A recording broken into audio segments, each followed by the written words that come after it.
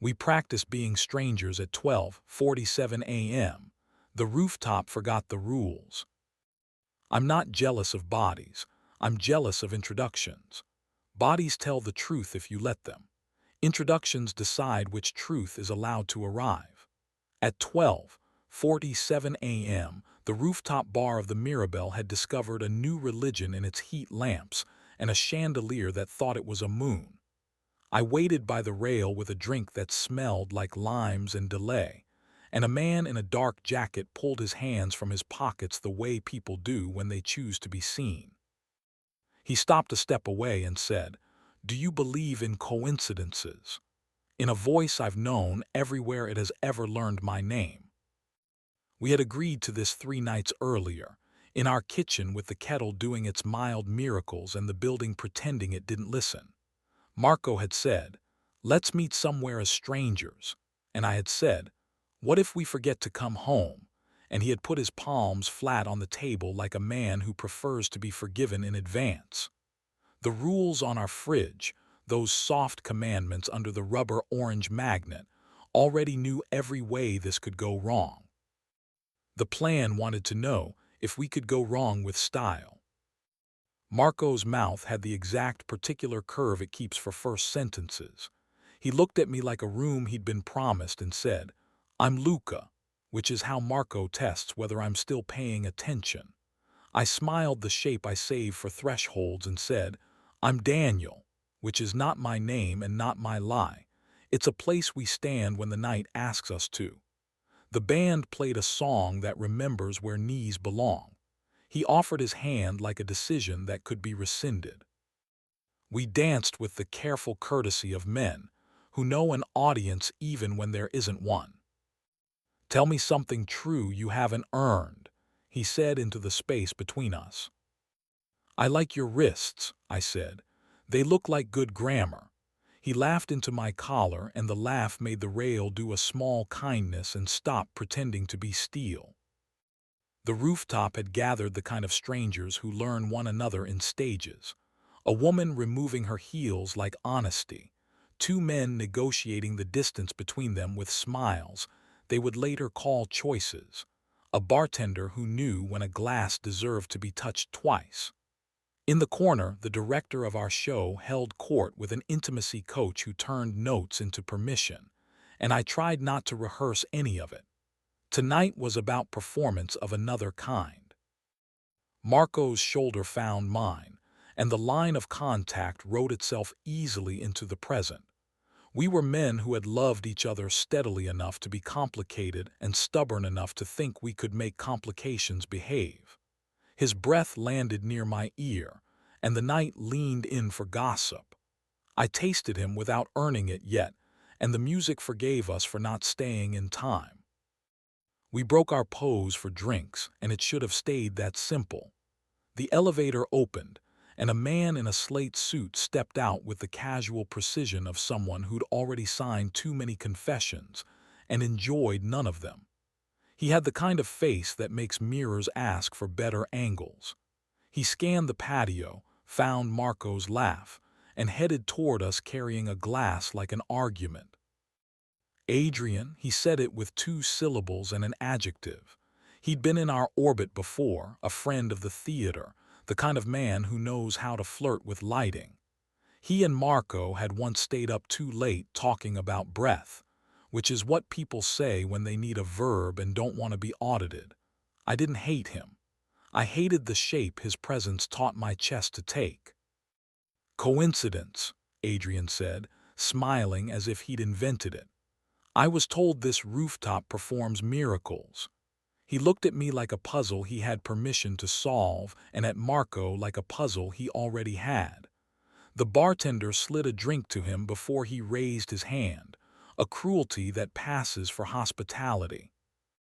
"We're practicing," Marco said, and the sentence chose its own outfit. "Being strangers." Adrian's mouth tilted. "You two have never met," he said, as if rewriting history were a parlor trick. "Then allow me. I'm the wrong door you knock on when the hallway wants credit for being a hallway." The 3 of us stood with the city performing itself below, windows like arguments, traffic like punctuation. Adrian's jokes held still long enough to be read. He asked me what I did, and I told him sound design, which is how a room learns its manners. He said he collects first sighs like evidence. He asked Marco how the show was going, and Marco said dangerous, which is the word he prefers when he wants to be kissed or saved and isn't sure which. Adrian invited us to the quiet lounge on 20, and we said yes because saying no is easy, and we'd agreed not to. The hallway down there smelled like corrected mistakes and sold televisions. The lounge had couches that asked to be forgiven in advance, and a window that wanted credit for telling the truth about distance. Marco sat. Adrian didn't. He stood with one hand on the back of the couch like a man willing to be furniture if it elevated the scene. I kissed Marco first because we were the ones pretending to meet, and I am good at not being obvious about possessing what already belongs to me. His mouth opened the way a page decides to be a letter. My hand found his shoulder to remind the room we were the kind of men who knew where to put things. Adrian watched and didn't pretend otherwise. I hate being witnessed until I don't. Adrian's knuckles brushed Marco's jaw in a correction a director might have envied. Eyes first, he said, and I wanted to tell him I already knew the order of operations, but Marco's eyes obeyed, and everything else learned to follow. The kiss became an argument our mouths hadn't had the nerve to rehearse. I could taste coffee and rehearsal, and the part of him that always shows up brave when I ask him not to. Adrian set his glass down carefully on a table that didn't deserve it. He took half a step toward us and looked at me like a man asking whether the room knew its own doors. I didn't say no. He put 2 fingers at the base of Marco's throat, and the rest of the world made room for that sentence. Marco's breath wrecked and rebuilt itself where I could use it. The window accepted us into its definition of night. There are details a platform will not let me give you, and details I wouldn't anyway. The room learned our names in a way no one needs to witness to believe. Adrian's hand on the back of my neck felt like someone closing a door that had let too much weather in. The inside of Marco's wrist tasted like grammar finally getting its way. Shirt buttons made small apologies. Patience tried to be manners. I put my mouth where a scar had decided to be more interesting than the skin around it. A thank you happened in a language we hadn't agreed to use. If a couch can officiate, that one did. We slowed down because the night demanded it. The room cooled and remembered it was made of angles. Adrian laughed into the quiet, and the laugh landed like a coin that doesn't want to choose heads or tails. Marco looked like a man 2 inches from changing his mind and rescued by the fact that his mouth was busy. We didn't cross the line that gets a hotel to hire more security. We drew it. We stood with 1 foot on either side of it and earned nothing and everything in the same breath. Back on the rooftop, the heaters performed forgiveness. The bartender poured water like medicine. The chandelier tried to pretend it had never seen us. Adrian touched Marco's elbow once more, and I took his hand away because I could. He smiled and saluted me with 2 fingers, and then he was gone, swallowed by the bright elevator and the ordinary shape of a man doing something else somewhere else. Was that enough? I asked Marco. Or does this play want a second act that doesn't love us back? We wanted to see if we could survive seeing, he said. I did. His chest moved like a decision applied to oxygen. We're going home. In the cab, the city unsigned its contract with Light. The driver played a radio station where every song had an opinion about bad choices. Marco put his hand on my knee and kept it there like a warden who prefers mercy. The lock cleared its throat at 3:14. The apartment smelled like toast it hadn't earned. The orange magnet on the fridge held our rules the way a nurse holds a chart, kind, bored, unwilling to be impressed. We didn't add a line. We didn't erase one. The bed said the only word beds know how to say. We took our hunger and made it do something besides burn. His mouth on my shoulder rewrote the part of the night I would otherwise misremember. My hand on his ribs counted better than any clock. When he came apart, he did it like a promise kept to a man who thought he'd lost the receipt. We slept like people who had almost chosen to be less and hadn't. Morning insisted on nouns. The kettle did its 7:05 appointment. I filmed the coffee because ritual is cheaper than religion and keeps better hours. I wrote here under the video because words like addresses and because sometimes addressing a thing makes it belong.